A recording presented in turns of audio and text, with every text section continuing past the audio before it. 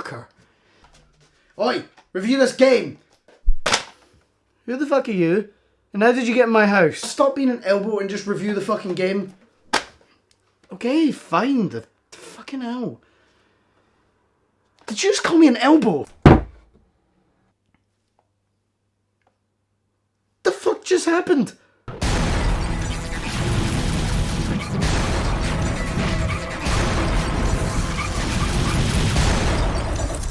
Let's rock, baby.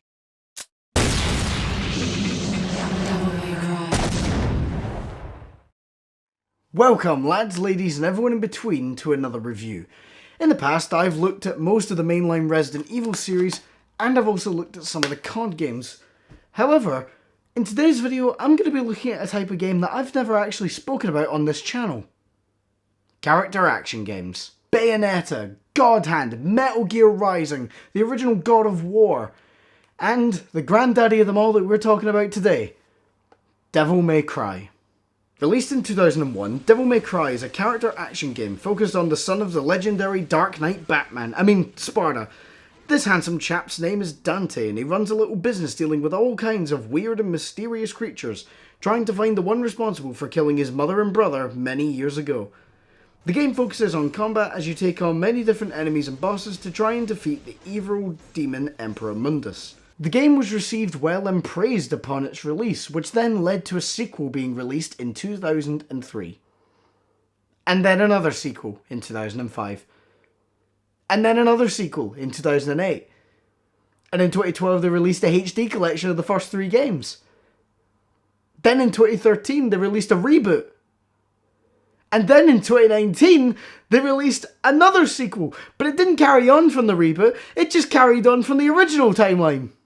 And then, basically what I'm getting at is that Devil May Cry was a hit with players and has spawned a large fan base around its cast of colourful characters. The game started development as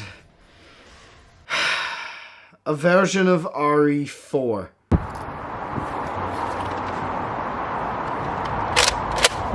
That was going to be directed by Hideki Kamiya, the director of the original RE2, but Shinji Mikami, the director of RE1, thought that the game Kamiya had in mind strayed too far from what made a Resident Evil game.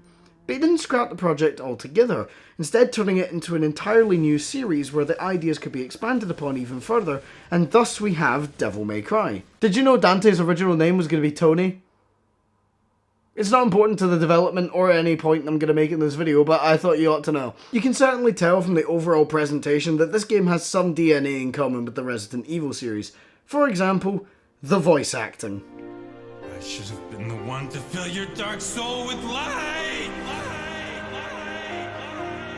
Yeah, this is definitely RE voice acting. And the camera, which, for the kind of game this is, doesn't really fit. This is an RE camera system through and through, except not the classic RE, but taking more of a Code Veronica approach. The environments are fully 3D, and thus the camera can move through said environment and do some cool panning shots.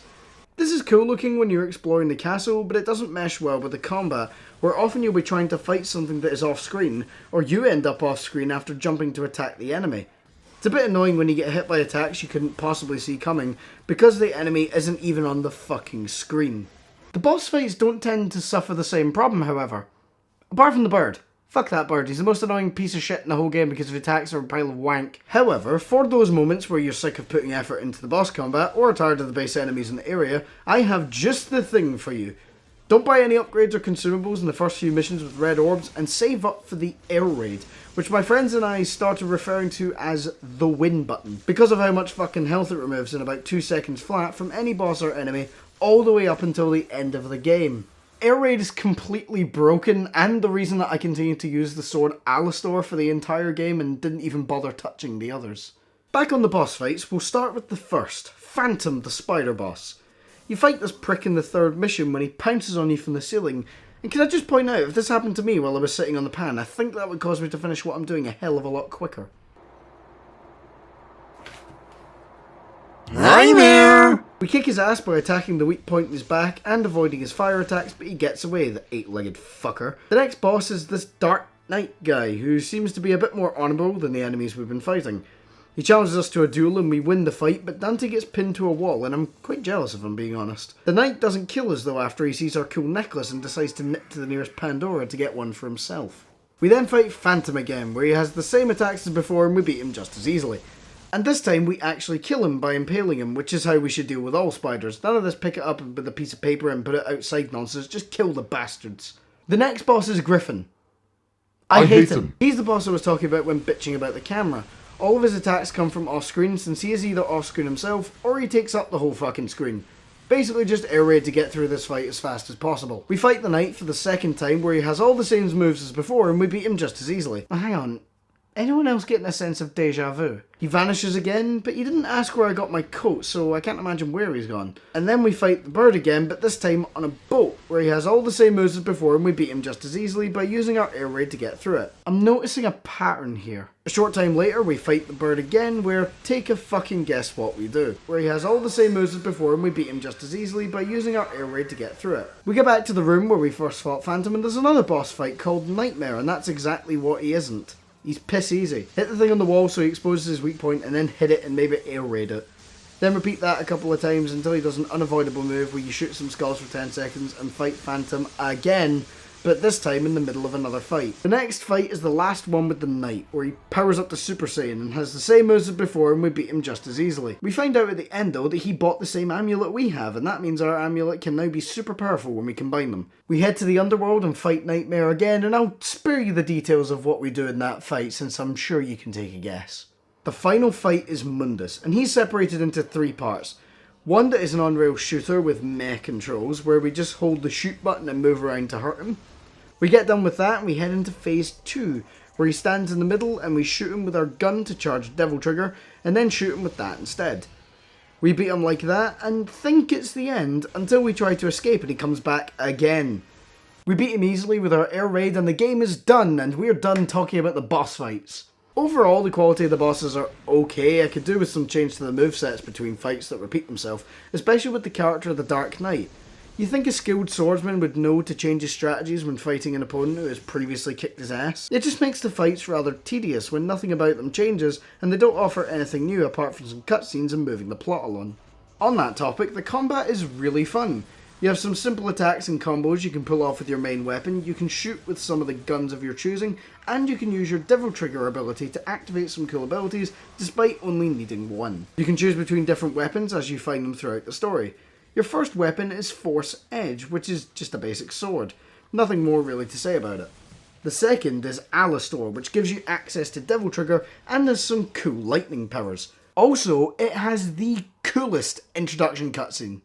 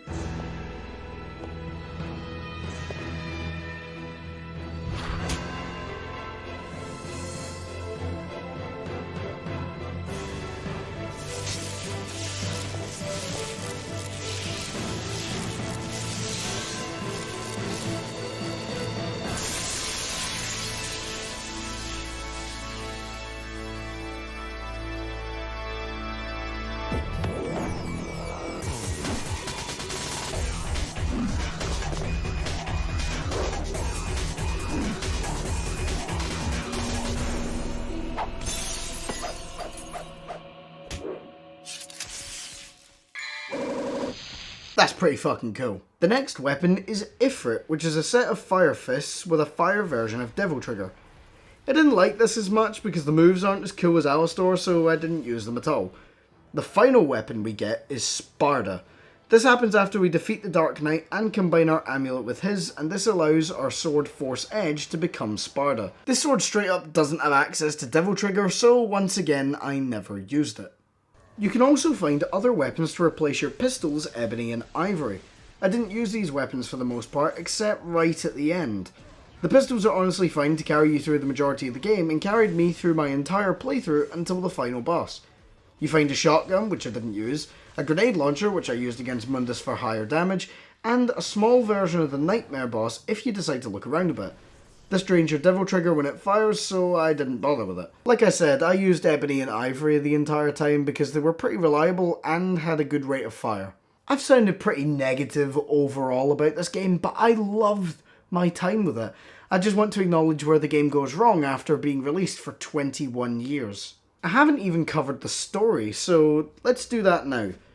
We open with a text crawl that introduces us to the story of Sparta and how he defeated Mundus before cutting to Dante's business called Devil May Cry. A woman called Trish comes in asking Dante for his services before stabbing him in the chest with his own sword and throws a bike at him as a test.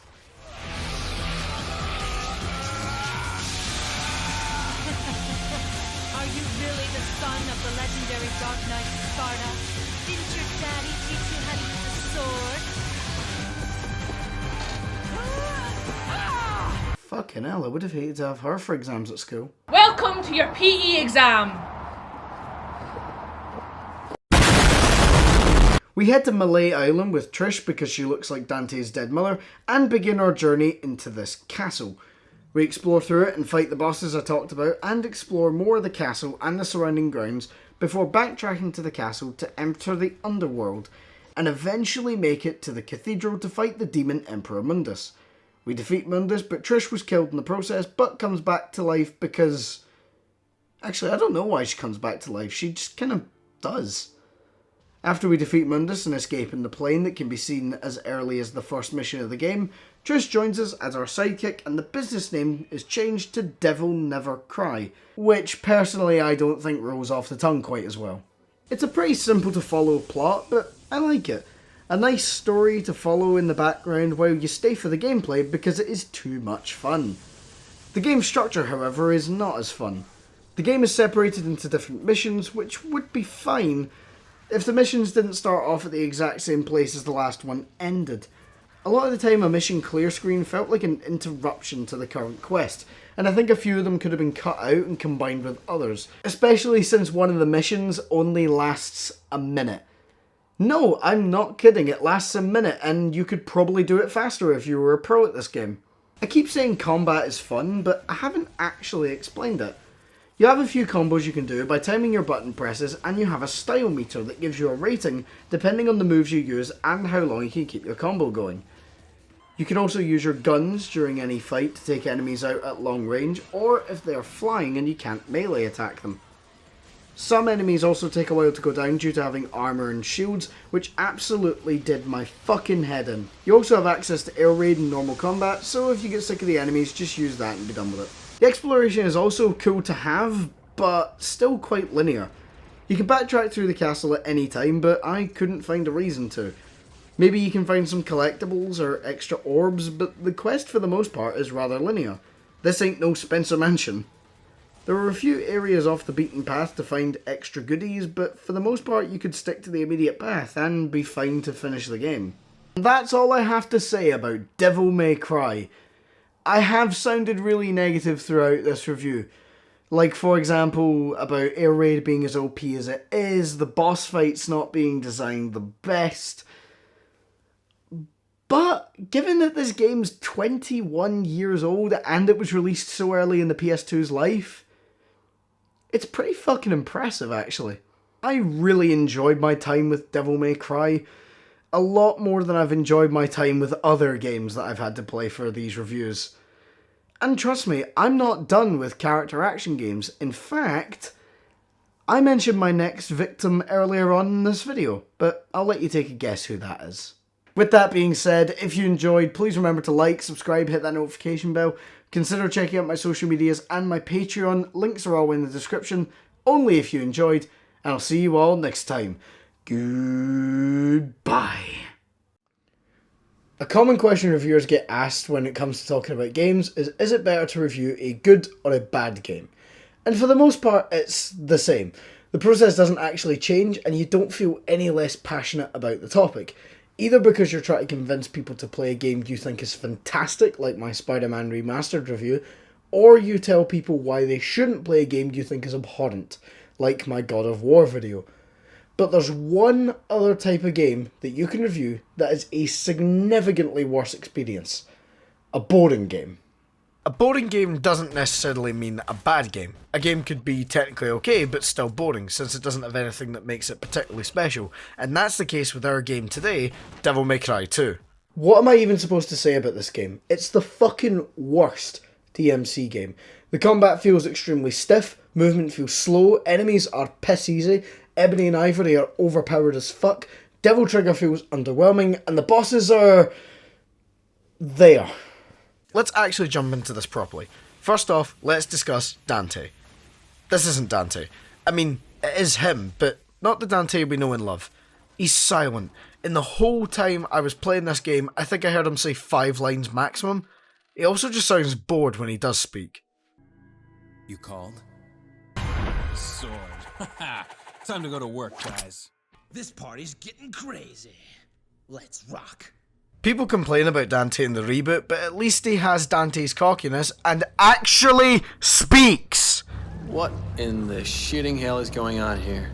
Moving on from that to combat, you know how DMC 1 was known for having combos and a wide variety of moves you could use to make your combat more stylish? Yeah? Well, DMC 2 does away with all of that and gives you one 3-swing combo, and that's it. Ever wonder why every other game has style videos but this one doesn't? That's because there's nothing to make it look stylish. Another problem is Ebony and Ivory. You could juggle enemies before, but you had to send them into the air first. In 2, you can start shooting an enemy with Ebony and Ivory, and if you shoot for long enough, they will simply lift the enemy up and juggle them for you. Also, you can see enemy health in the bottom of the screen, which takes all tension out of regular encounters. Dante also now has a dodge button along with the usual lock-on input for dodging. This will cause Dante to dodge in whatever direction you hold the stick, or allow him to do specific dodges along or up walls. It's very weird and doesn't flow into the limited combat at all. Even Dante's movement feels stiff. His running animation has no momentum to it. He's like a robot. Level design doesn't help with these issues because every level is far too big. Other games in the series have the appearance of big open areas while making them just the right size so that traversing them doesn't feel cumbersome. The same can't be said here, as the levels are way more open, but with nothing going on in them. I spent more time in this game running than I did doing anything else, and for a high-octane action game, that is a major flaw. I eventually got so bored with this game that I simply didn't feel the need to keep playing upon my death in Mission 4. I never want to touch this game again, and I felt no motivation to go near the other playable campaign, as if they couldn't get Dante right, what chance have they got of making another character interesting? I hope you all enjoyed this short video about Devil May Cry 2, the worst game in the Devil May Cry series. Next time I cover this series, it will hopefully be under more positive circumstances. But that's all from me today, and I'll see you next time. Bye. I really enjoyed Devil May Cry. It was a really fun hack and slash with an amazing soundtrack and a cool ass protagonist in Dante. This game was released in 2001 and you would expect, with the success of a game, that a sequel would be released shortly after, but it weirdly took Capcom 4 years to release another DMC game. And then they called it Devil May Cry 3. Must have been like when Apples and Windows skipped 9. Maybe it's considered unlucky at Capcom or something? Who knows? Devil May Cry 3 was released in 2005, the same year as RE4 and the original God of War. So I'm pretty hyped up, as we all know how much I just love both of those games. It boasts many improvements over the first game with more weapons, more new characters, styles, and the game is a prequel to all of Devil May Cry, which in fairness is only 2 games so far, showing us a much younger and somehow cockier Dante. He just gives no shits whatsoever for the things going on around him, and I love it. My feelings on this game are, however, a bit less positive than how I feel about Dante himself, and given this game's reputation as best in the series, I was pretty disappointed by what I found. What do you mean you were disappointed? The Imperial Academy? What are you doing here? First off, I'm not going to keep calling you that for the whole video, and two, this isn't a Star Wars video, so fuck off. Well, the Devil May Cry series is one of my other guilty pleasures, and since you're talking about it here on your YouTube channel, I thought I'd invite myself in to help you review it. Fuck. The game actually starts off pretty interesting as we are retold the legend of Sparta by another disembodied voice like the first game.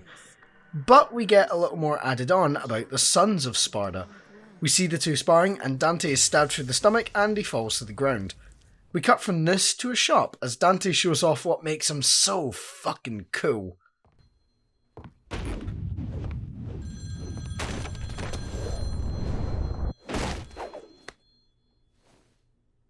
Sorry, not open for business yet. Some guy comes into the shop and Dante doesn't take him seriously at all before his table is flipped over and the guy disappears. Before we can even process what just happened, Dante is stabbed multiple times by a few of this game's common enemies. This seems to be a running problem for Dante. Maybe he should invest in some fucking armor or something, you know? Dante does some more cool flips and shit before we finally take control. Before we start though, we have to make a choice. Our style. There are 4 different fighting styles Dante can equip in this game. These offer different gameplay benefits tailored towards different styles of play. There's Swordmaster, Trickster, Royal Guard, and Gunslinger. Swordmaster allows you to expand your moveset when using melee weapons, allowing for more interesting combo opportunities. Trickster gives you a more effective dodge. Gunslinger is just Swordmaster, but for your guns. And finally Royal Guard, which is considered the hardest to master of all 4 styles. You can block enemy attacks to build a meter, which charges harder hitting attacks, but mistiming your blocks can leave Dante very open. These styles can be changed at the starter levels or at divinity statues and not in between at any time, which is a real misstep since chaining together styles would have been a really cool idea. And it was, when the developers later used it in DMC4. Dante also unlocks 2 extra styles throughout the game, Quicksilver and Doppelganger. Quicksilver allows Dante to slow down time at the snap of his fingers, and Doppelganger lets him create a shadow clone of himself. So the styles are a bit more in-depth than what Ross has just explained, because clearly he can't really be bothered, so let me. Also, check out my YouTube channel if you're interested in Star Wars content, that is. Swordmaster increases the versatility of Rebellion, along with the variety of other weapons that Dante can attain throughout the game. This allows him to chain more combos and easily maneuver around the enemies and get them into the air through the press of the circle button, which can help to single out enemies and take the pressure off of him during combat. Gunslinger allows Dante to point his guns in specific directions and also spin in the air while firing downwards, allowing you to keep the enemies in the air and further damage them with sufficient use of your melee weapon of choice. It also grants other unique attacks for the other ranged weapons within Dante's arsenal. Trickster allows Dante to maneuver around the fight and teleport close to enemies, allowing him to get in close, escape and dodge any devastating attacks. Extremely useful when it comes to keeping Dante on the move, Trickster is very much a must-use when chaining combos. Royal Guard allows Dante to make himself invincible at the press of a button. Timing the button press at the moment before the enemy hits you allows Dante to counter and fill up his royal gauge for special attacks. Doppelganger allows Dante to clone a spectral copy of himself to assist in battle and attack enemies from different directions, diversifying his attack range and adding extra damage from extra directions, which is great for crowd control. Finally, Quicksilver lets you slow down time and allows Dante to easily maneuver around enemies, allowing time for extra damage and acting as a potential escape for tricky situations that you may find yourself in. The game also introduces us to a few new faces. This is the first time we see Virgil properly, and not as Nilo Angelo. He's a classic example of character inversion. Take the main character, invert the colours, and change the hair. Dante's hair is shoulder lengthened down, so Virgil slicks his back. It's something that's been done in media for years for clones, evil versions of characters, or like Virgil, a foil to a hero. We are also introduced to Lady, who has by far one of the most badass cutscenes in the game.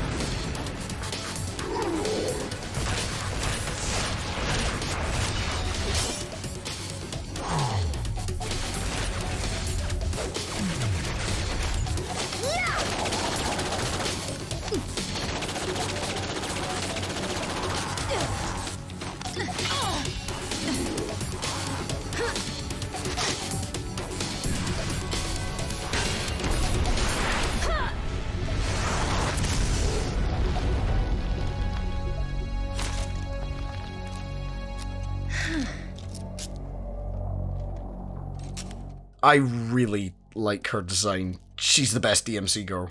I prefer Kyrie. Shut up. The game structure is broken down the same way as the first game into linear level by level progression.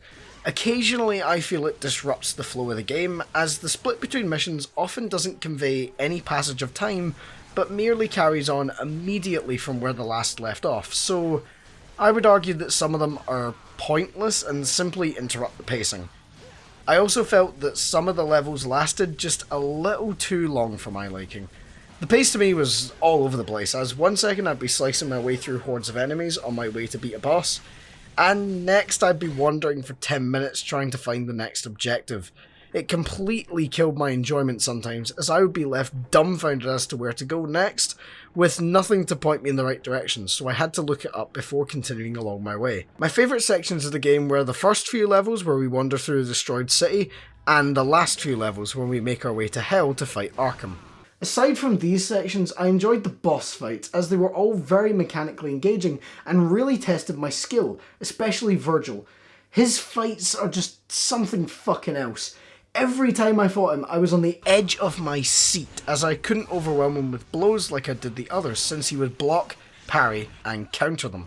The boss fights were probably the biggest highlight of the game. Nivan and Beowulf were the most annoying to me personally due to their attack patterns, especially Nivan with the stupid kiss that killed me in one shot.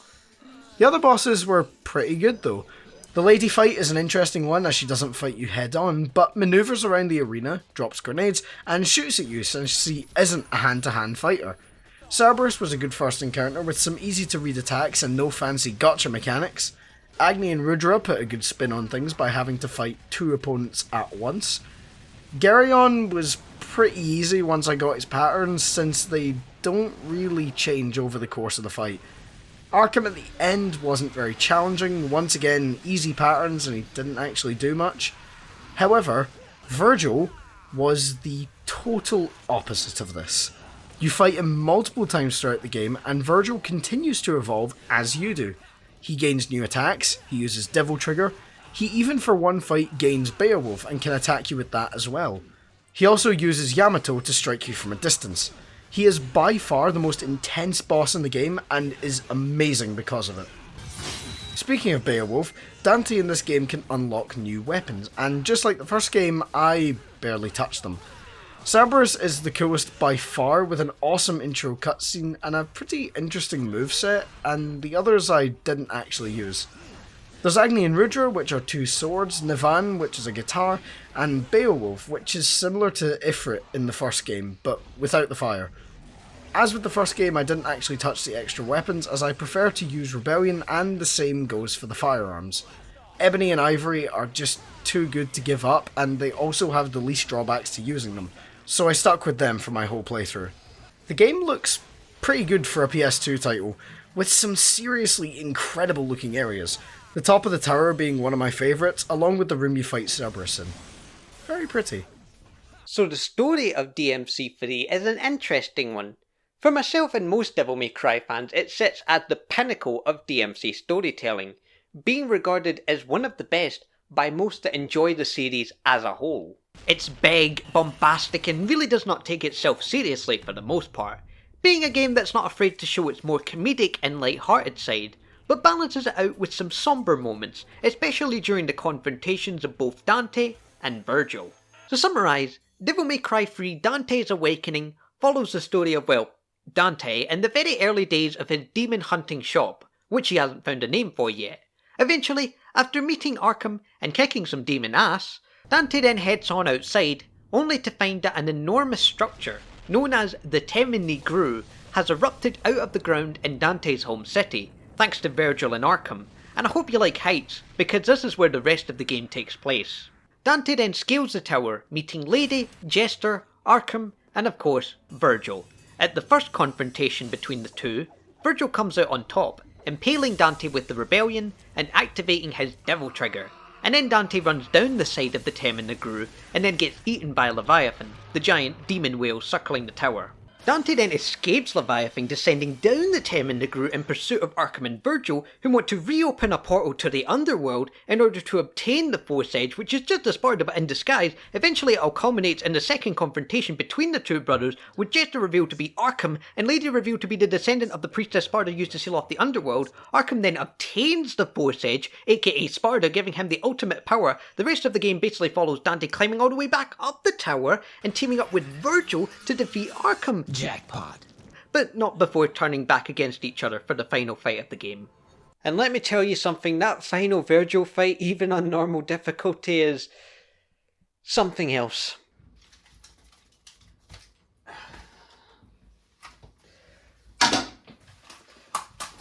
I thought the story was alright, certainly interesting, but for me the pacing of the game kinda threw the story off a little. The actual plot and lines are well written. Well, mostly. And now, my soul is saying it wants to stop you! I really enjoyed the development of Dante's character from cocky dick to cocky dick who fights to save humanity. Lady also gets some decent character growth with her and Dante learn to trust one another. Also, she straight up murders her dad, which he did kinda deserve. Virgil is a great opposing force to Dante. The two of them come from the same place with the same powers and the same traumas, yet take very different outlooks on life and themselves. Virgil is obsessed with living up to Sparda's legacy and becoming powerful, whereas Dante is quite happy to say fuck that and do his own thing, living up to his father's legacy in a different, more selfless way. You know, now that you mention the big man himself, maybe the real Sparda was the friends we made along the... Wait...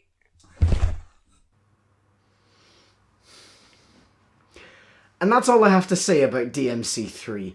While most consider this the best in the series, due to the mostly structural issues I have with how the game guides you through its levels, its pacing, and many of the puzzle designs, I find myself massively disappointed by it. I still enjoy the story and the characters, but I probably won't be revisiting this as much as DMC 1 or 4, which I will hold off on saying anything about for now unless I wish to spoil a future video. That's all the time I have today, and I shall see you in the next video. Goodbye. I think we all have those games that we really enjoy, but it seems as if everyone else doesn't. That's how I feel about Devil May Cry's 4th entry. Devil May Cry 4 is a game that received a mixed reception upon its release in 2008, after the last game had absolutely blown fans away in 2005. DMC4 is seen as a bit of a letdown by most of the community, a game that is technically fine, but with a few hiccups that hold it back. It's personally one of my favourites in the series, probably just below 5. People weren't originally fond of the new main character for this entry, Nero. The whole situation with him is quite similar to the reaction to MGS2 when players were stuck with Raiden instead of Snake. It also didn't help that Dante was still in the game, but always being kept just out of the player's reach. Which might be a good thing, because if I got my hands on Dante, I don't know what I would do. But today, I want to use my demon arm to bust this game wide open and explain to all of you why I defend DMC4. First thing I want to talk about is the most obvious addition to Nero's arsenal, Devilbringer. Devilbringer is the best addition I could have ever asked for. It's by far my favourite gameplay mechanic in DMC4. The ability to yoink an enemy out of the air never stops being satisfying. And there's nothing I love more than beating the shit out of old men. The busted abilities are a visual spectacle, and there are unique animations for every enemy. These even work against bosses if stunned, and that is truly a treat. One of my other favourite additions is style switching. In DMC3, Dante could choose between one of 4 styles, but in 4, he can switch between them at any time. This is a fantastic addition, as it allows for many more combo opportunities, like throwing an enemy into the air with Swordmaster, and then jumping up and shooting them with Rainstorm, before landing on the ground and trickster dodging an incoming attack. This gives the combat a new layer of depth, as players can now chain combos and styles to do some crazy shit. I take a bit of an issue with the main heroine of our story. This is the weakest character in all of DMC. In previous games, we had female characters like Lady or Trish, even fucking Lucia, who could fight and hold their own amongst all the batshit demon insanity going on. Kyrie is the Ashley Graham of the DMC series. Nothing but a plot device to motivate Nero. She literally does nothing of any significance in this entire game. Since I've started discussing the story, let's summarise, shall we? The story is about a young man named Nero and features Dante from the Devil May Cry series when he murders a whole cult in cold blood. Nero doesn't think this is very nice and kicks Dante in the fucking face, stabs him and WWE slams him before Dante pieces the fuck out, leaving our hero quite confused. He makes his way through the now wrecked Fortuna before facing his first boss, Burial. Nero ain't taking no shit though and starts to fight him, and right before he kills Burial, he pieces out as well. The Burial fight is a good encounter and gets us used to fighting the massive enemies we will face throughout our adventure. It has wide swings that are well telegraphed, allowing us to use our arm to avoid them. Or not. Moving on from this, we make our way through a mine and towards a castle where we meet Eye Candy.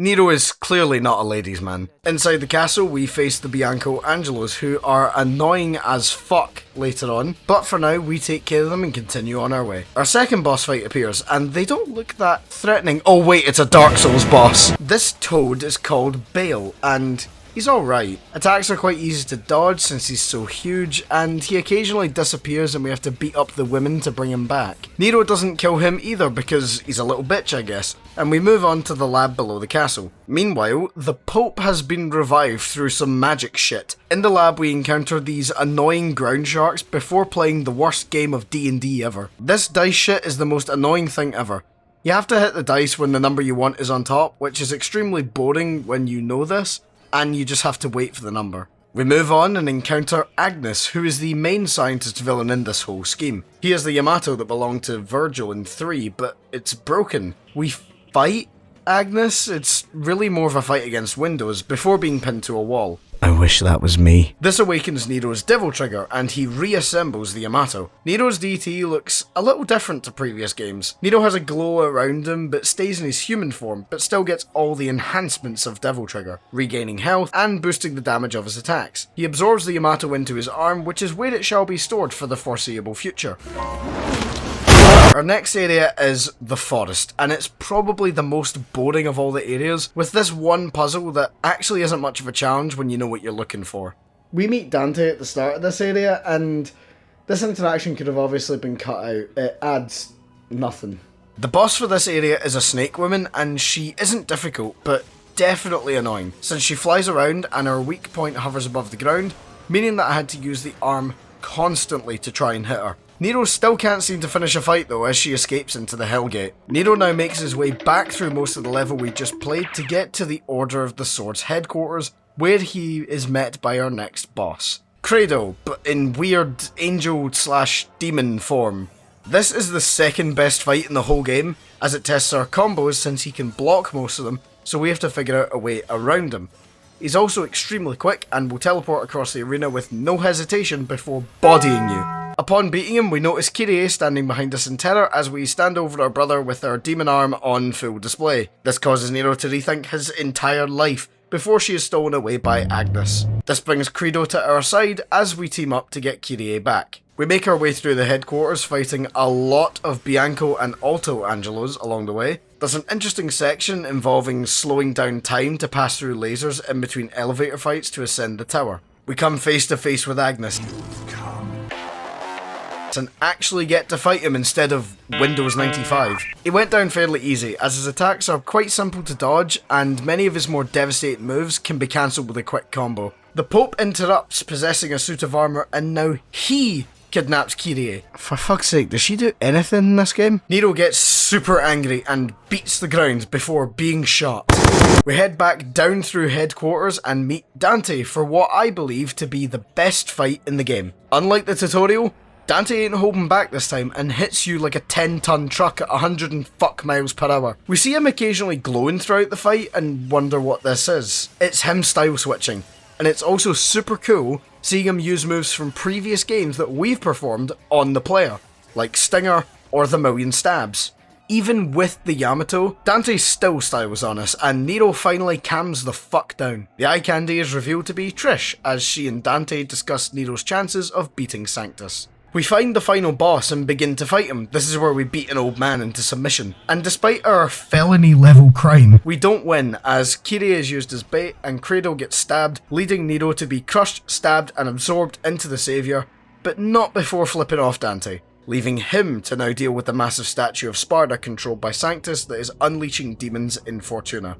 This is where we switch to Dante, and my summary becomes very brief, since Dante plays back through all the levels and bosses that Nero did. This is a massive talking point with this game, is that it repeats content, and I can't deny that is a massive flaw. The other games in the series reuse content, but normally it's switched up in some interesting way, but this time there's nothing to separate it apart from fighting as Dante. And we skip none of it at all.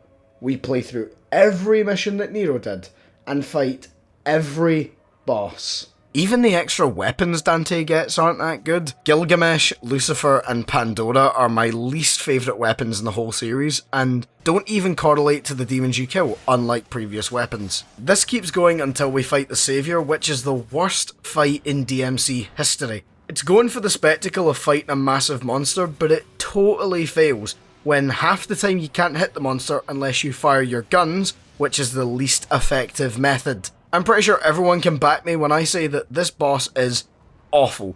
But we defeat him regardless, and Dante launches the Yamato into the Saviour to motivate Nero, and it's the most wacky ass shit I've ever seen.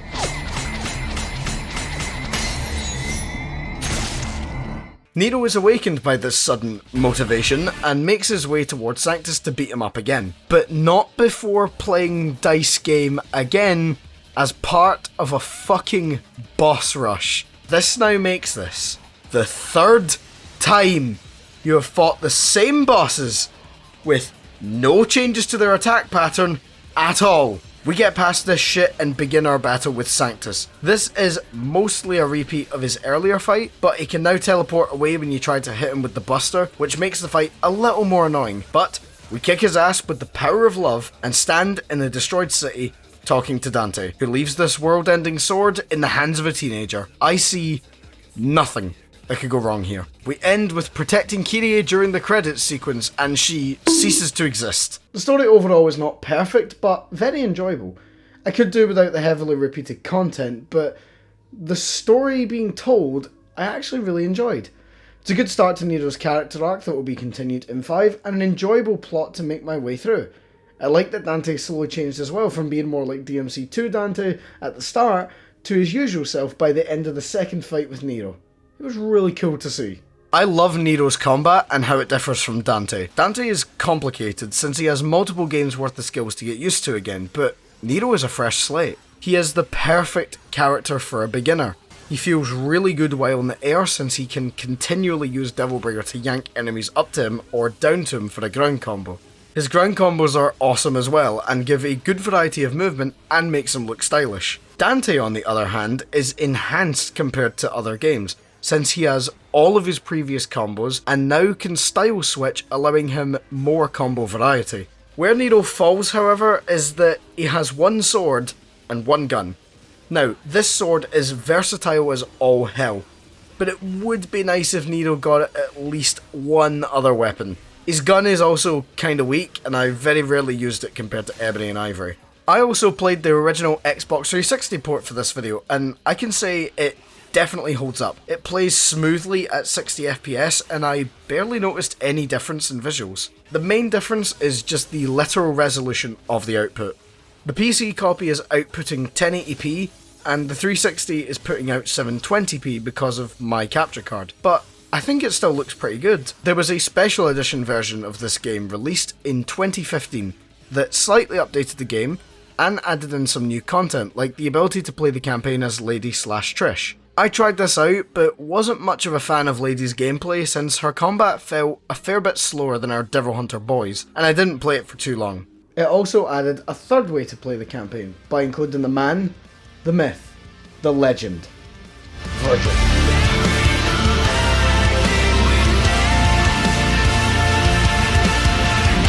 His gameplay is absolutely insane, and is pretty similar to his inclusion in DMC3, which I forgot to mention in that video. It takes a bit of getting used to, but you feel so fucking cool while playing as him, since he just wrecks shit. He's equipped with Yamato, Force Edge and Beowulf, which gives him a great variety in his combo possibilities. I would recommend buying the special edition due to the sheer amount of content it adds in for extra replay value, as if you needed it. And that's all I have to say about DMC4. I really enjoyed my time playing this game, and it ranks as one of my favourite games of all time. And by the end of this video, that means that I have but one more game to cover in this series. And that will be quite the adventure when we come to it. But for now, I shall take my leave. I hope you enjoyed this video, and I'll see you next time. Bye. The Devil May Cry franchise was definitely in an interesting place in the early 2010s. After the release of Devil May Cry 3 in 2005, the fans were excited to see what was next for Dante. Devil May Cry 1 takes place afterwards and left us with a few story mysteries. What happened to Virgil after we defeated him? Will Mundus come back? These questions would be answered in 2008 with the release of DMC4, which had a mixed reception at release, with many unsure about what seemed to be the new main character Nero, and numerous complaints about Dante playing back through all the levels you played through as Nero. Capcom was also in an interesting spot of sourcing out many of their lesser known IPs to Western developers to negative results. This eventually led to Capcom sourcing out one of their iconic IPs to Ninja Theory. Their last hack and slash was Heavenly Sword, which was praised for its combat. So, surely the DMC franchise is in good hands with them, right? Not in a million years. Oh dear.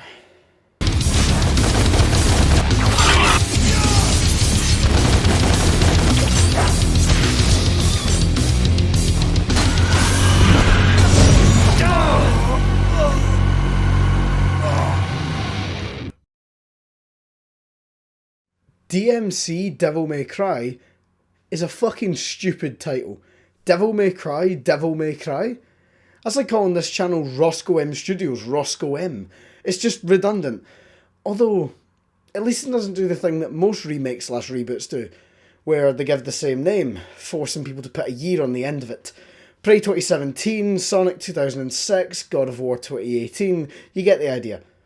People over the years in the Devil May Cry community, and even the gaming community at large, have given this game the label of worst game ever made, and while it's not great, I don't think it deserves that title. It's not god-awful, and I genuinely believe that this game is perfectly fine, even enjoyable. A lot of the backlash to this game, I feel, is really undeserved. People didn't like the changed up combat, making it more accessible than previous entries, the story, the character designs, and honestly most things about the game. But today, I'm going to be making my way through Limbo to tell you why DMC Devil May Cry surprised me. First thing is, the world the game takes place in. It's certainly different to what we're used to, but I kinda get what it's going for. The previous DMC games are set in a grounded fantasy world where people use magic and technology in tandem with one another to live their lives, and most of the world knows that demons exist or existed, with them worshipping the demon Sparda. Dante is the half-son of Sparda, which allows him to have the powers that he does. DMC is set in a world where demons are fully in control and rule over the world with an iron fist, led by the demon king Mundus. He has humanity in a grip that they can never escape, as he has killed the only two people who could defeat him, Sparda and his wife Eva. This is where our protagonist comes in, as he is once again one of the sons of Sparda, but this time there's a slight difference.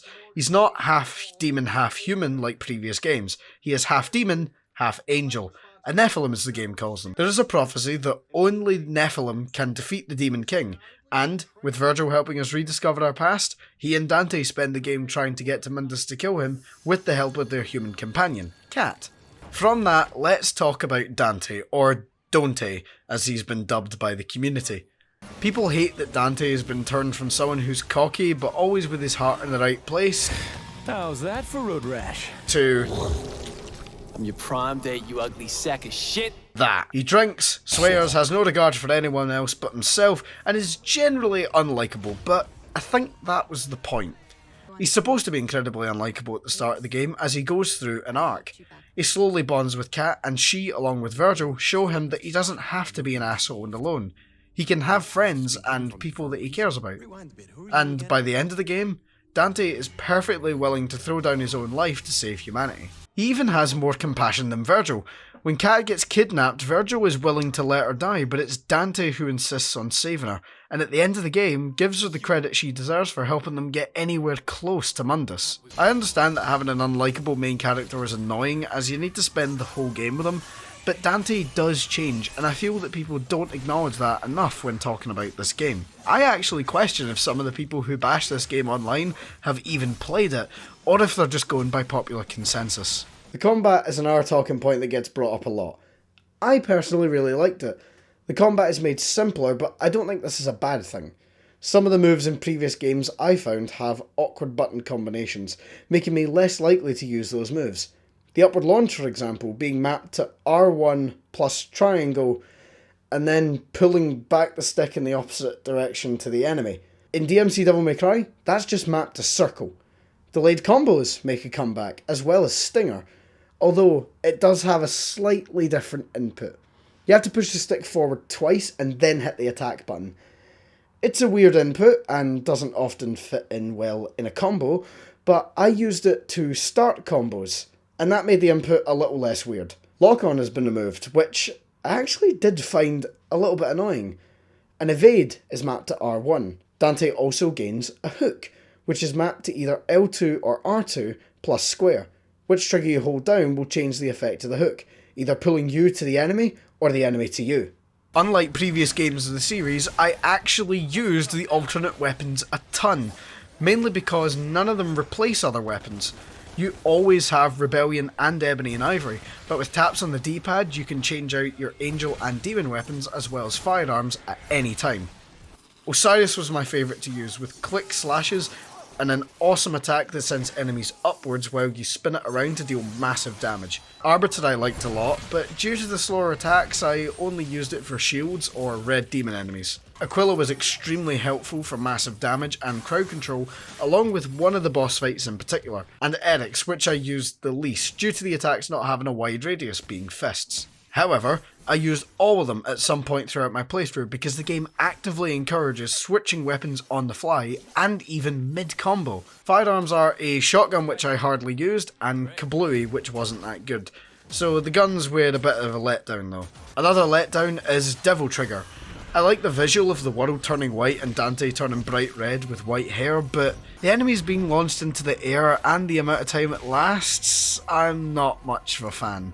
DT barely even lasts a minute, and with the enemies all being in the air means your combos while in DT are limited. What I like about this system is its similarity to the web swing in Spider-Man, with its simplicity leading to complexity, if that makes any sense. The button inputs themselves have been simplified, but the ability to switch weapons so effortlessly by holding the triggers and pressing the same attack sequences, along with occasionally pressing the D-pad to change your assigned angel and demon weapons, adds a level of complexity in varying up your combos to max out the style meter. This system allows you to pull off some seriously awesome combos once you master the mechanics, while being simple enough that players who don't quite master it can get through the game, but they won't be as efficient or stylish. I really like the idea and execution of Limbo, having two worlds that run alongside one another and having characters pass between them. The real world is very grey, boring, and what you think of when you think of 7th gen Unreal Engine, but Limbo is the total opposite, with bright colours and some great shifting level design. The parts in the early game where Dante goes into his own mind to unlock chains from a statue I found a little repetitive, but other than that I thought the game's pacing was fantastic and always kept moving. I never found there was a point where the gameplay or story was brought to a screeching halt like in DMC3, with my playthrough still lasting me a good 7.5 hours. This game is broken down into 20 missions, and once again, unlike previous games, I actually felt that the gaps between missions were put in good places that covered time changes, or they were good bookends on one idea that the next level could then move on to another. The bosses were certainly interesting this time around, but like all DMC games, were a highlight. Except him. The Demon Hunter is a good first encounter, but on the whole, a little too easy. I mean, I managed to stagger him in seconds. The Succubus was certainly interesting and spawned this famous interaction. My name, by the way, is Dante. But you can call me Dante the Demon Killer. Has a nice ring to it, don't you think? You want to kill me? You can't kill me. I'm 1,200 years old. You don't look a day over 12,000. Fuck you. Fuck you. Fuck you. The attack swung a lot wider, and the fight also involved a bit of platforming when she covered the area in sick. She also had multiple stages of her health bar, which will come back in later fights.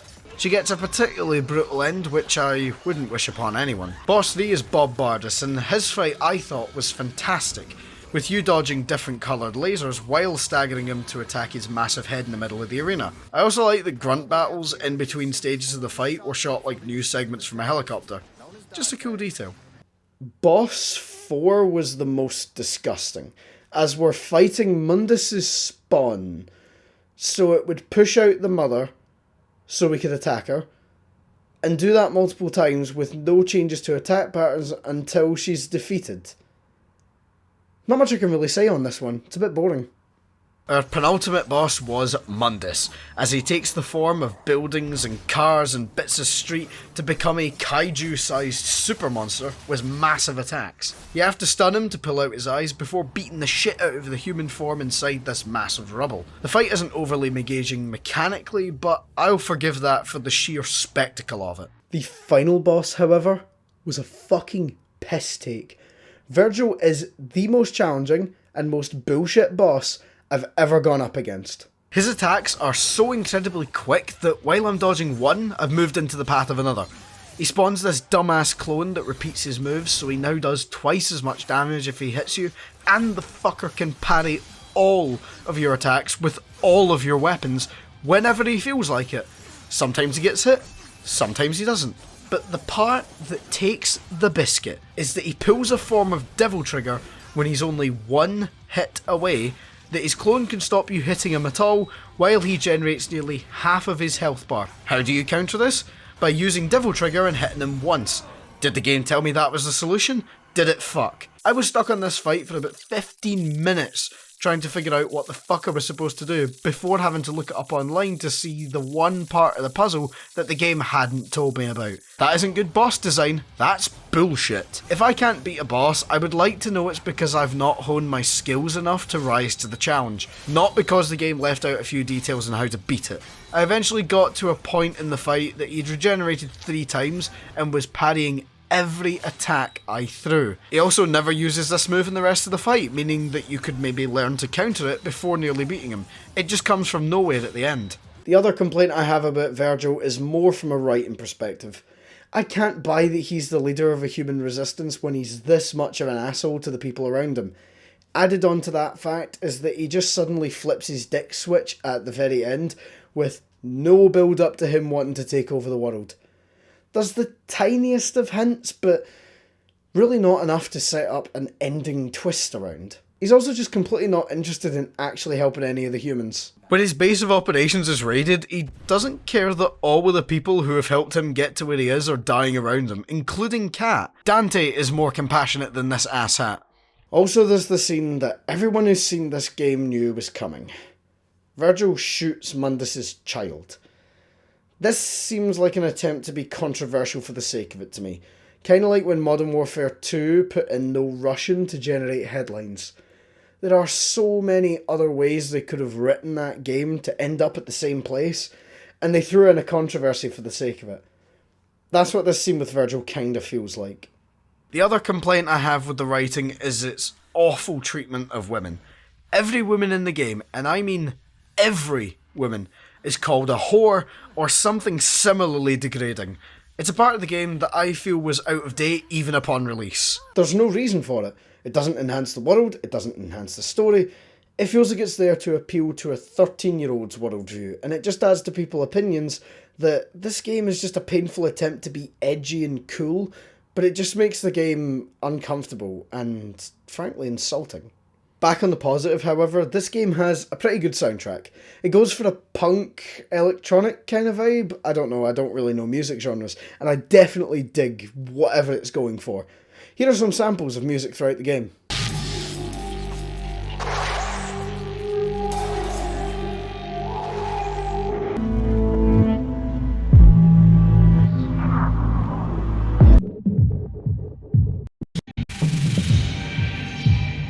The story of the game is something that I have barely touched on because it isn't overly interesting. It's the story of Dante going from asshole to protector and meeting Virgil and Kat along the way on a quest to take down the Demon King Mundus and free humanity. There's a few interesting things that get brought up in between, but the overarching plot can be boiled down to what I just described. I enjoy all the small moments in here, like Dante teaching Kat how to not look like she's resisting arrest, or Dante and Virgil arguing about saving her. But I will say that it is the game's weakest aspect.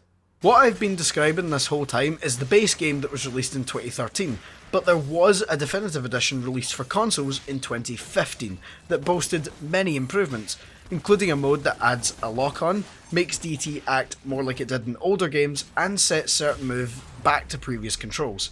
I can't play this, however, since it wasn't released on PC, so we're stuck with the base game without said improvements. The game also had DLC, one of which is multiple costumes. There are some really nice costumes in here, with Neo Dante being one of my favourites. The second DLC is, for once, in the Devil May Cry series, a story expansion. This one follows Virgil after the events of the main game as he struggles through his own mental battle. He makes his way through Limbo, encountering visions of Kat, Dante and his mother, killing Kat and Dante and leaving his mother in tears over the death of one of her children. He also fights a hollow version of himself, which was actually a really cool fight. It was super satisfying to know the moves the boss was going to make and using similar moves to smack him right back and combo the shit out of him. I wasn't much of a fan of how Virgil played. He didn't have as many combos as even base Dante, and it was a bit of a letdown after his fight in the main game. Playing as him here doesn't feel as good. He feels really stiff in comparison to Dante's flow, and doesn't even have a double jump by default. His combos never seem to carry any momentum to lead to another move. His moves were more single moves that have a complete start and end with nothing else going on. Plus many of his moves have insane knockbacks, so every time I hit an enemy with a combo, I would have to use the swords to teleport towards them, which made every encounter feel samey. I also wasn't a massive fan of the level design. When Dante came through Limbo, it had massive arenas that you would fight in, and then interesting streets and alleys in between, but Virgil just has constant platforming and it gets old real quick, especially without the double jump. And occasionally when I would finish a fight I would die since I ended up a mile away from the solid ground and couldn't jump back. This DLC also introduces a few new enemies, Wisps and the Imprisoner. These enemies feel really gimmicky as the Wisp is invisible until you hit them with one summon sword and then you can attack them, and the Imprisoner just does a lot of damage with a big health bar. The cutscenes are also super inconsistent, as the main ones go for this rough comic book design, and mid-mission are done in-engine. I think they should have stuck with in-engine, as it would have made it more consistent with the main game, but it also makes the DLC different, so it kinda evens out. That's all I really have to say about DMC Devil May Cry, a game that, despite its flaws, I really enjoyed my time with. I like the darker take on the DMC franchise, and I would actually like to see this world return. But given this game's reputation, that probably won't happen, and Ninja Theory have moved on to other things. So, I will leave you all here in Limbo for now, and take my leave. I'll see you next time. Bye.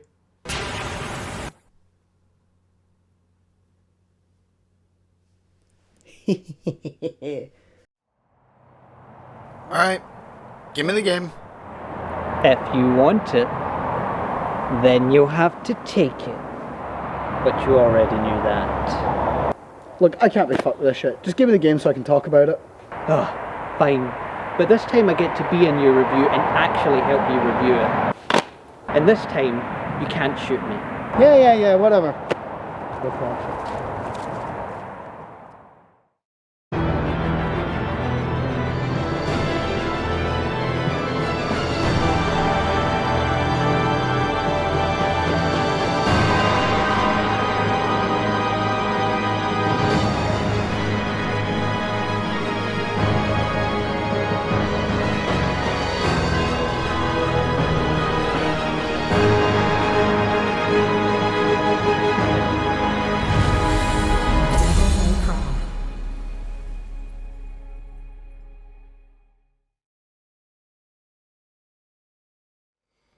Devil May Cry 5 is my favourite game in the series by a long mile. Has the best story, best combat, best bonus content.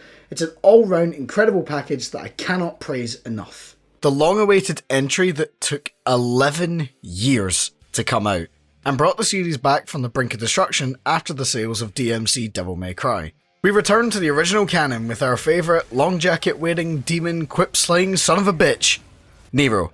I'm kidding, of course it's Dante. Our lad is back to kick some demonic ass with the help of Nero and newcomer to the series V. These are our three protagonists, but other fan favourites make their appearance to help our boys out, like Trish and Lady, along with another newcomer, Nico. She fits in really well in the cast despite only being introduced here. Nico is the daughter of Agnes from DMC4 and has an awesome brother-sister dynamic with Nero which is endlessly fun to watch. She's also got the hots for Lady, which in fairness, who wouldn't? There's a really funny ongoing gag with her that you can stop at payphones as Nero or V throughout the game and call Nico to arrive to get upgrades or items from her. But the cutscenes for these are always hilarious as she just appears in the weirdest way to wherever you are. These were always a highlight whenever they showed up. She's also the only one who reacts to Dante's shenanigans when the two meet and fangirls like crazy over him, which, once again, who wouldn't? This game uses every single mechanic that we've seen over the past centuries while adding in a bunch of new ones to keep the gameplay fresh. Style switching, delayed combos, Nero having a specialised arm, using red orbs to buy new moves, it's all here and turned up to the maximum to give us the deepest combat system we've ever had. It certainly is, and you'll need some help to tackle it. Oh, for fuck's sake, Imperial Academy, I shot you in my DMC3 review. What the fuck are you doing here? I was literally in the intro for this video. Oh yeah. This game has the most interesting combat to talk about, but I'll have to tackle it character by character since there's a lot to get through. So, let's start with Nero.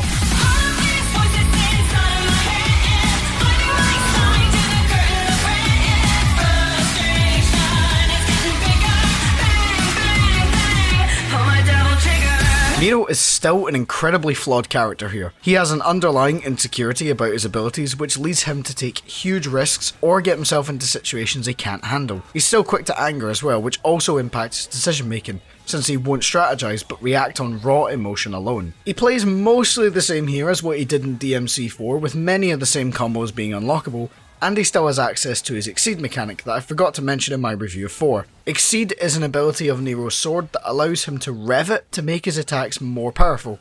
You can either rev it before a fight, or you can time the button press right after an attack to power up your next move mid-combo. Nero is missing two things this time around. His version of DT, due to story reasons, and Devilbringer is gone. However, in its place, we have multiple Devil Breakers. These are robotic arms that we can buy from Nico or pick up in the levels. Nero's Devil Breakers offer a wide range of abilities that are a breath of fresh air from the Devilbringer.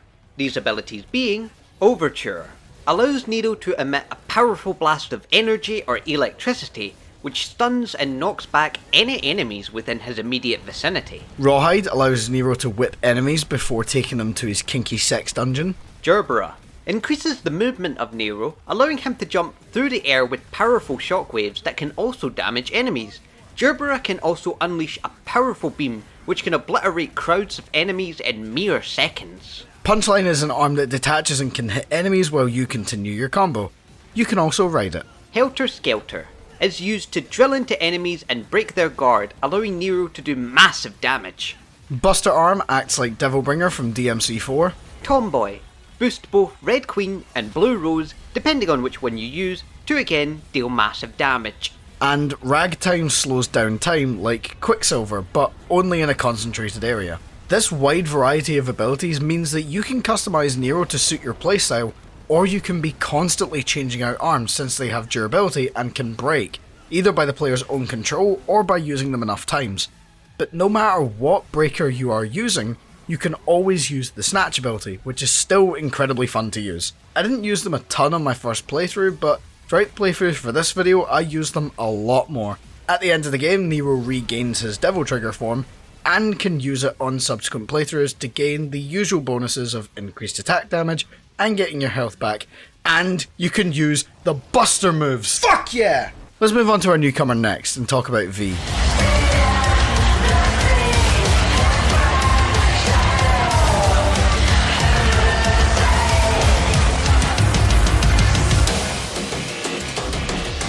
He is a mysterious lad who is very soft-spoken and seems to know a lot about the demonic things happening around us. He has 3 familiars that he can summon at any time, and is a massive fan of poetry, using a book he keeps with him to recharge his devil trigger. These familiars offer a very strange and unusual change of pace from the Devil May Cry formula that we are used to, utilising a more ranged focused kit, which many fans, including Ross, don't seem to take much of a liking to. Personally, I think he's absolutely fine. These familiars consist of Griffin, Shadow, and Nightmare, which can be summoned at the press of a button. Griffin is a demon bird with a heavy emphasis on ranged attacks, firing projectiles and abilities with a large area of effect that can take care of large groups of enemies. Shadow is a demon panther that focuses on melee and close quarters combat that deals heavy damage while keeping the enemies away from V. Nightmare is the powerful heavy hitter that arrives when V activates his quote-unquote devil trigger, dealing a colossal amount of damage, and is usually the be-all and end-all if utilised appropriately. Griffin, Shadow, and Nightmare are all reflections of their DMC1 counterparts, but we'll get into that later. I find V's combat to be the least engaging, since he does not engage in combat directly, but rather has others fight for him. I always end up just hitting buttons, and things just kinda happen, and I get S ranks in combat, despite not having a fucking clue what's happening. I mean, I hit my first triple S with him while playing like this. I keep doing some moves accidentally, like Griffin's AoE attack, because I was trying to move out of the way of an enemy. I know V's existence is important for the story, but every time I'm playing as him, I'd rather be playing as Nero or Dante. Speaking of the man himself, it's finally time to talk about Dante.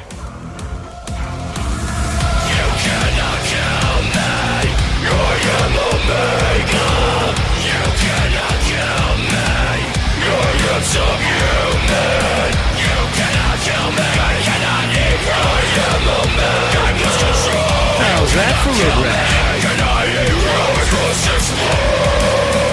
We finally come to the big man himself. Cocky, sure of himself, badass, but a lovable goofball who makes fun of the most powerful demons in the underworld. This is a great return to form after people were disappointed by DMC's version of the Devil Hunter. Dante is easily at his most complex here, as we now have every skill he's learned through DMC 1 to 4. This includes all of his combos, particular moves like Stinger, changing styles on the fly, and gaining alternate weapons. And if you thought DMC 4 Dante could do crazy shit, then take a look at this.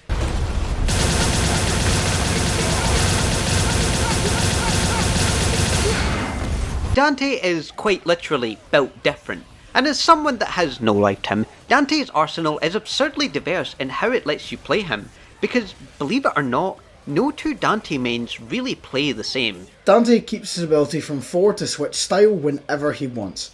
His styles are different forms in combat that enhance different parts of Dante's normal moveset. I covered these in my 3 review, but I will go over them again so that we're all on the same page. Is by far my favourite style, and the one I find the most useful. Trickster is the movement based style and affords Dante a more effective dodge, as well as being able to teleport once it has been leveled up. This is great at getting you out of a pinch, or as a way to close the distance to keep a combo going. I use it all the time for these exact reasons. Gives all of Dante's weapons an expanded moveset, giving you more ways to do damage and look stylish while doing so. This was my second most used style in the game, due to the fact that once leveled up and with Devil Sword Dante equipped, it can spawn extra swords that do damage on top of regular attacks. Boosts the variety of Dante's ranged combat, but I mainly used it due to its leveled up ability called Rainstorm, which is activated when jumping in the air and pressing the style button, and has Dante spinning around shooting his guns in a circle, which does damage to enemies around you. It can also be stacked. This was really helpful for airborne enemies when melee just won't cut it. Is the final style, and by far the most difficult to master. If the button is held down, Dante will block any incoming attacks and it will charge his Royal Gauge, but it will deplete your Devil Trigger. However, if the button press is timed perfectly, the gauge will fill up a lot faster and no DT will be lost. Once the gauge has been built up, Dante can do what's called a Royal Release. This is the power built up from the gauge being used in one big attack, which is super fun to do, especially when it's fully charged. As for his weapons, we have the Rebellion and the Sparda. These two function quite similarly to each other in that their attack patterns are similar, with both swords doing a moderate amount of damage, but they play a more important role within the story later on. These two allow Dante to use moves like Stinger and Million Stabs, as well as the combos we've seen from previous games. They're not as effective as his final main sword, but they get the job done. Dante is of course equipped with his trusty handguns, Ebony and Ivory, and I still use them a ton as they have so much versatility. He also has the shotgun, which I never used, due to the aforementioned versatility and the other better weapons. Devil Sword Dante, the ultimate weapon forged from the combination of the now broken Rebellion and the retrieved Sparda. The Dante has the same attack pattern as its predecessors, but with the added special being that it can summon spectral sword swings that deal damage to enemies while in Swordmaster. This allows him to keep enemies at a distance and knock them back if they get too close. Dante's other weapon he has from the start is Balrog. This is this game's version of the fist weapon. It has two modes that the player can swap between, blow and kick, both of which look cool as hell and do a decent amount of damage. Deal enough hits with it and it will ignite, which multiplies the damage output by putting a hot spin on every move performed. Following up from Balrog, we have Cavalier, the roaring, rashing destroyer of large enemy crowds. Obtained after fighting Cavalier Angelo, this is a motorbike that Dante can split into two pieces to deal colossal damage to groups of demons. This bike can also be ridden, whether that be by boosting directly ahead at great speeds or flipping several feet into the air to perform air combos. Cavalier is truly something else. Dr. Faust is the weirdest weapon by far, and the one I used the least due to its nature. Dr. Faust is a cowboy hat that uses red orbs you gather to attack enemies. This will drain your current amount of red orbs, but if the enemy is killed while using it, the amount of orbs you will get from them will be a substantial amount more than if you use normal attacks. It's a high risk, high reward weapon, but one I will leave until I have enough orbs to practice with it. It does have the best weapon introduction in the whole series in my opinion.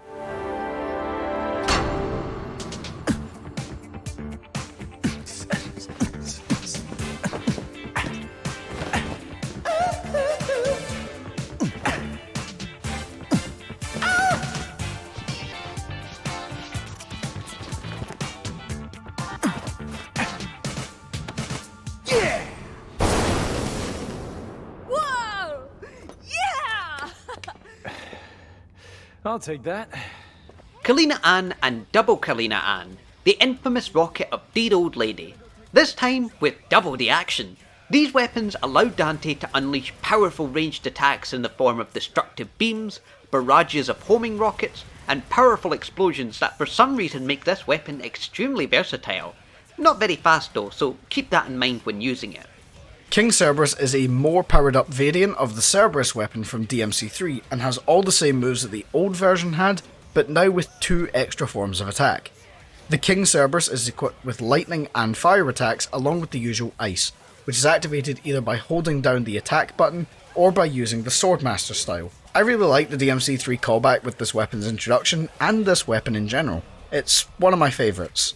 Dante also has multiple resources at his disposal, the first one being the usual Devil Trigger. This acts the same as all previous games and offers the same benefits. Where things get interesting though is with Sin Devil Trigger. Sin Devil Trigger is used by draining your normal DT gauge into the SDT gauge, then holding down the DT button. Upon release, Dante will become his most powerful form. This form has its own set of moves and is affected by your style. You cannot change style once in this form, so choose wisely. You also cannot cancel out of it. Once you've entered this form, you're stuck there, bucko. All of this together is why Dante is the most complex character in the whole game. All of these weapons, along with his styles and multiple DT forms, means that to get good with Dante, you need to practice a lot. I am nowhere near good with this character, but I still enjoy the wide variety of ways that I can use him in combat. The characters all offer a great variety of combat approaches and ways to style on your enemies, but moving on from that and onto the story, it is broken down into 20 missions that lasted me on average about half an hour to 45 minutes each. I genuinely believe that this is the best story in the whole series. Wouldn't you agree? It sure is, as it follows a more save the world kind of plot, if you will. It's grandiose and cinematic and really makes you feel like the driving force behind the whole adventure. And it has the many differing perspectives of each of the characters all clashing against each other. The story here is told out of order in the game, but in order to keep things as simple as possible, we will discuss what happens in the linear order of events as it actually happened from the character's perspective. but with some exceptions for the sake of dramatic impact. From this point on, this video is going to be filled to the brim with spoilers, so if anything I say has piqued your interest, go get the game and play it yourself.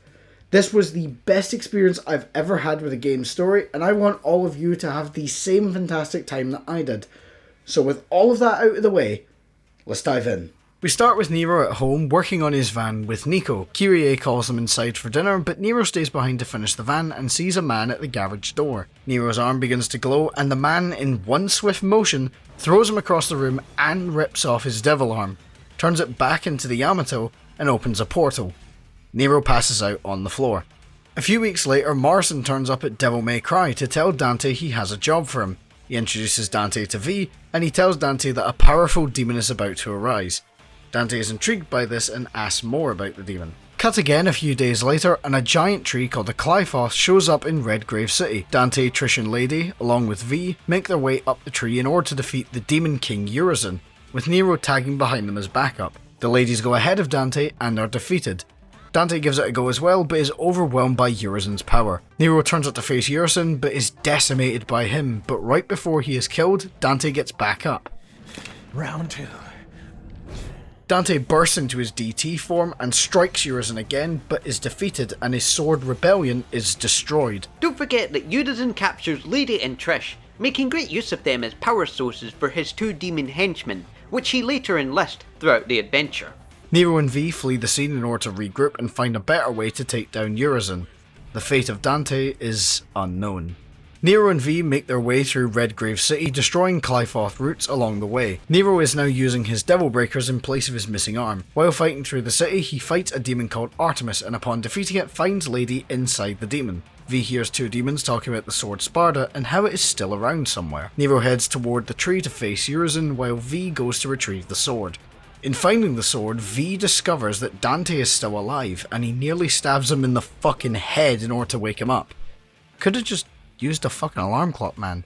Dante then decides to make use of the Sparda, a fun callback to DMC1 and the first time we see him use it since Malay Island, and rest assured, nothing stands in his way, especially with his dear father's old sword. Dante heads through the remains of the city to eventually reach his old family home. On the way, he fights one of the demons V heard earlier and discovers Trish inside of it. He leaves her in V's care as he continues through the city.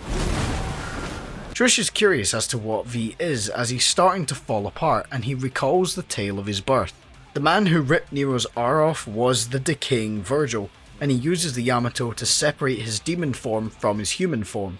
Urizen is the demon and V is the human. V is falling apart due to the lack of demonic power he has, and now the crew is on the clock to defeat Urizen before losing V. It's never explained throughout the story where Virgil was, where he came from, or even how he got to Fortuna in the first place. But one thing's for sure, is that he is a man on a mission, and that is reuniting with the love of his life, the Yamato. Dante gets to his home and knows what Virgil did with the Yamato and wonders what the rebellion would do to him. He stabs himself with it and he absorbs the rebellion and Sparda sword to create the Sin Devil Trigger form. During this, Nero has made his way back to Urizen and manages to land the first hit on him, but this is futile as he is about to be crushed. Dante flies in to save him and fights Urizen. Nobody wins, but now Urizen teleports to the bottom of the tree in order to obtain a powerful fruit. Go. Here's a fun fact about the sword. The Yamato is designed to separate and split things with a demonic connection. So in this case, people like Virgil and Dante are any sort of opening to the underworld. The Rebellion, on the other hand, is the opposite, being designed to combine and merge, which in this case, merge Dante, itself and the Sparda to create the Sin Devil Trigger. Our heroes head down the tree and Dante gets to Urizen first. Urizen eats the fruit and becomes even more powerful, and Dante has to fight him again. While he is fighting, V tells Nero about the ongoing fight between Dante and Virgil that has been going on since they were kids. Dante stabs Urizen, he falls to the ground and starts bleeding, and Nero and V catch up. V walks towards Urizen to finish the fight, but betrays our heroes and merges with them instead, bringing back Virgil in his full glory. Dante begins to fight him, but Virgil tells him to heal his wounds first, and then they'll fight, before opening a portal to reach the top of the Qliphotha. The Qliphotha at this point has grown tremendously, reaching into the upper atmosphere and unleashing hordes of demons on the now ruined Redgrave City, but that's no issue for Dante as he just scales right to the top in supposedly a matter of minutes. Dante's now ready to settle the score with Virgil and stop him for good, but Nero wants to tag along. Dante doesn't want him tagging along and reveals to Nero that Virgil is his father. What is it then? He's your father! What? Nero doesn't know how to take this, while Dante makes his way back up the tree to fight Virgil. On the way, he's met by the familiars that fought for V, and they want to destroy Dante before Virgil does. Dante defeats them and says his goodbyes to Griffin. Rest in peace, little chicken. It's been a bash. The final battle now commences, as the brothers conversate about how many times they have fought. The two reach a stalemate as their skills are too evenly matched. They enter their SDT forms and charge at one another, but there's something in between. I guess that's all I needed to hear. We cut back a few minutes to see Nero talking to Kyrie on the phone before shedding his metal arm and growing a normal one in its place, while unlocking his full Devil Trigger form and going to stop Dante and Virgil from fighting.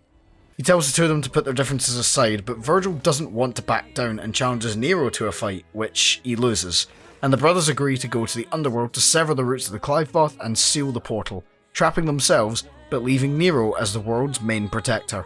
Don't forget, Virgil left his son with a little gift, telling Nero, I won't lose next time. Hold on to that until then.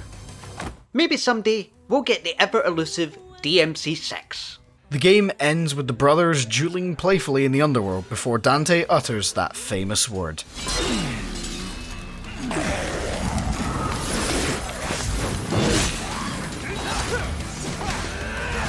Don't you dare say it, Jackpot!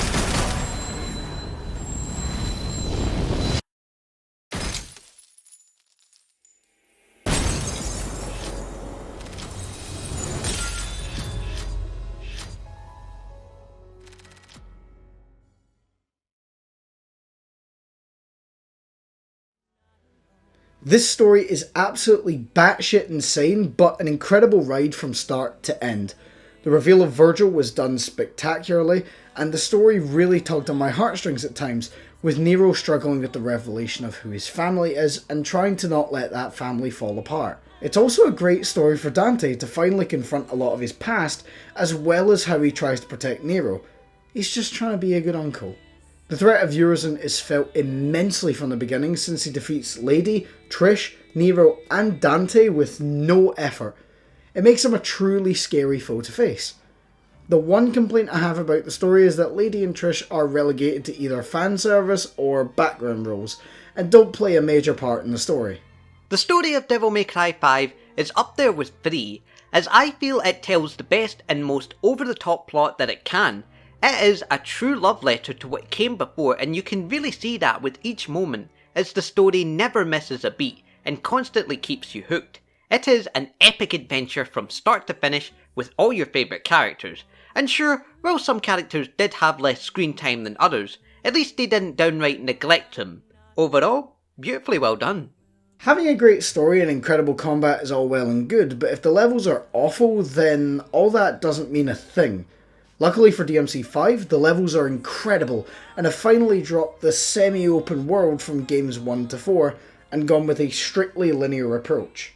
I feel this fits a lot better since the levels in previous games were still intended to be played in a linear order, so why not just ignore the open world aspect? It also wouldn't work for this game since it jumps around in time.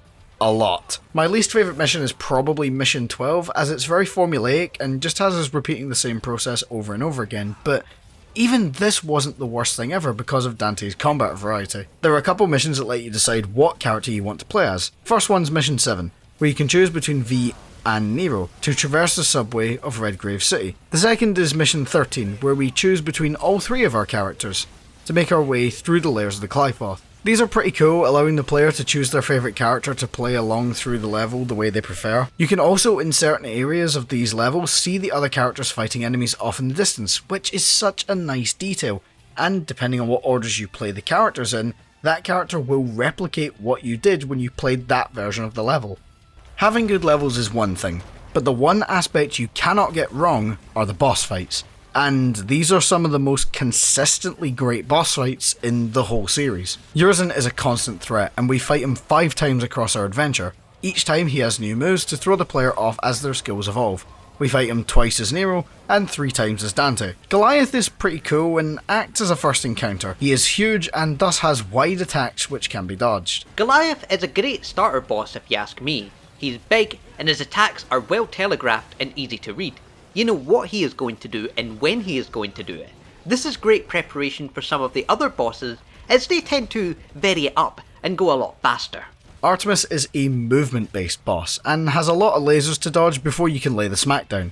Nidhogg is the first fight with V and I honestly think it's the weakest. Most of this might be down to V's gameplay or the fact that he barely attacks you since you can't move around much when using your familiars. The Elder Geryon Knight is our next boss, and he is a much better fight for V as it actually involves moving. This is a callback to Geryon from 3 and has the same gimmick of slowing down time. Gilgamesh is our next boss, and he's cool for the spectacle, but similar to Nidhogg, doesn't actually do much in terms of attacks. Next fight is Cavalier Angelo, and he is one of the best in the game. This is a proper one-on-one duel with a bigger opponent, plus he can teleport across the arena to hit you. He was the knight on Geryon earlier, but now without his horse, which makes him far more dangerous. Cavalier is tricky in that he switches things up, as he himself is a melee-based opponent, being able to block and parry most of your attacks. Not only that, as Ross said, he can move, teleporting back and forth across the battlefield, which can easily throw you off and kill your flow if you're not careful. And he even has ranged projectiles. All this makes Cavalier a good, fun and challenging pain in the ass to fight. Boss number I've lost count is Malphus, who was certainly a challenge, with her opening portals to attack you at range and using them to move quickly across the arena to get the jump on you. But with V supplying his Devil Breakers, we get the job done. King Cerberus was certainly a highlight, once again a callback to a boss from 3. He uses all 3 of his elemental states to change the arena we fight in and always switch up his attack patterns. He definitely kept me on my toes. Our penultimate fight was with the familiars carried by V. This is a nice callback to DMC1, with many of the attacks being quite familiar to those who remember those fights. We have to attack Griffin in shadow so that Nightmare appears, as he is the real health bar. And with all of those out of the way, we come to our final fight. Virgil. This man is not fucking around this time and pulls out all the stops, using every move at his disposal to deal with us as Dante, and then does the same thing a second time when we fight him as Nero. These fights are a perfect culmination of everything you have learned in the gameplay and the story arcs of all 3 of these characters. These are my favourite fights in the whole series, I think, and I don't know how they could ever be topped. Virgil takes things to the next level in this game. He's fast, precise and requires good placement within the fight to stay on top of him, as he continuously gets in close and backs off for a mixed range of powerful melee attacks that stun and knock you back, such as his Rapid Slash, or ranged attacks that keep you at a distance, such as his Judgment Cuts. He is a boss that will keep you on your toes and requires a lot of practice if you want to be stylish and proficient at beating him, especially on higher difficulties. But you must be thinking to yourself, Roscoe, do you fight through all these levels in silence? No, there is an absolutely sublime banger of a soundtrack. The main characters each have their own song, as well as certain bosses or moments having their own song as well. The soundtrack is available all over the place, and I've been using it to introduce the characters, so you can go take a listen for yourself. In terms of extra content, there is a good amount to do after you finish the story. You can replay all the levels with your upgrades and abilities, play on progressively harder difficulties if you want to test yourself, or make your way through a horde mode of sorts that we will talk about soon. But my favourite piece of extra content is the DLC for the base game, or included in the special edition. You can play through the entire story with the first son of Sparta, Virgil. You shall die.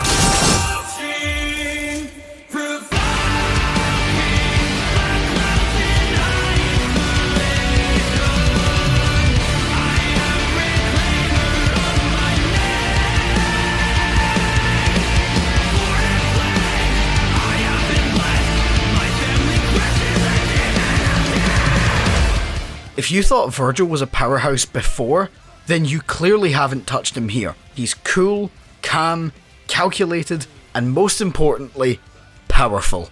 He's equipped with the same weapons as his previous appearances, those being the Yamato, Mirage Edge, and Beowulf, which is still fucking awesome. The Yamato has some extremely impressive abilities like Judgment Cut or Rapid Slash, or even Judgment Cut End, which is such an awesome move to use. He also uses summon swords instead of guns, which adds to the coolness factor, as he can just will swords into existence at any time.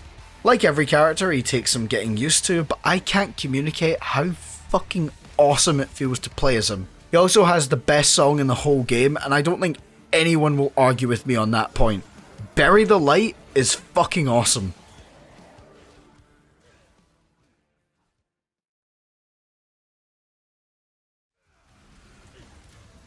Time to tackle Horde mode, also known as Bloody Palace. I've neglected to talk about it in previous games, but I thought I would cover it here. This is a round by round challenge mode where you face progressively harder enemies, as any of our main characters. I tried it out as Dante, and I clearly need some practice since I only made it to wave 10. This would be a nice challenge if I wanted to test myself. The Bloody Palace is an absolutely fantastic place to practice adapting to different enemy types and group variations. With 100 floors, there is hours of fun to be had, honing your skills and really pushing yourself to become better at the game overall. The final piece of extra content you have access to in DMC5 is the Void, which is an empty area that you can use to practice your moves against different enemies and see the input made by your controller. You can choose how enemies behave, and even see how much damage different moves do to see what are the most effective combos. It's a really cool feature, and I think more games should have a fuck around mode incorporated, especially fighters like this. The only negative thing I could say about it is that you can't spawn in boss enemies to practice against them, which is a shame since I would love to be able to practice the best way to combo boss enemies for subsequent playthroughs. The Void is one of the best additions to DMC pretty much ever. I mean, what else is there to say? That's all I have to say about Devil May Cry 5, the swan song to the whole series and what I believe to be one of the best games ever made. A fantastic story with some extremely engaging combat mechanics and a banger soundtrack to boot. And with this video coming to a close, I've covered every single Devil May Cry game, and what a journey it's been. I'm so glad I could bring all of you along with me as I discover the majesty of Dante, Nero, Virgil and the rest of the crew, and I look forward to what the future holds for these characters. Playing through this series has been one of my favourite experiences ever playing video games, even when the games in question weren't the greatest. It's helped me find a new genre of game that I enjoy and a series that I will hold dear to my heart for years to come. I want to thank you all for watching this video, and I'll see you next time. Jackpot.